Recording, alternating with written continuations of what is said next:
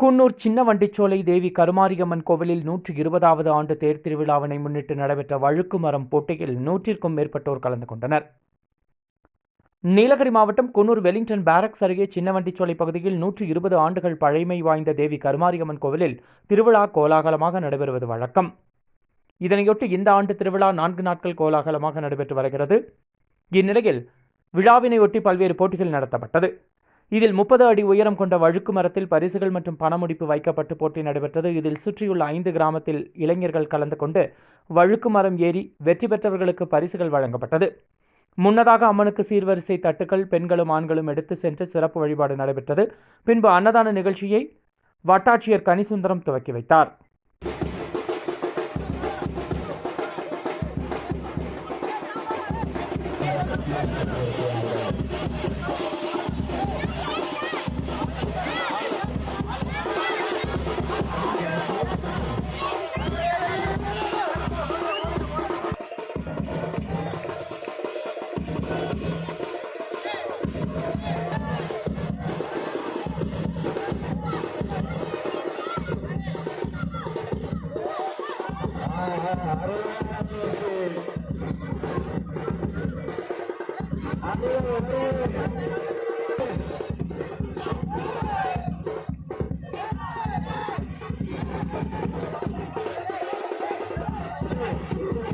atas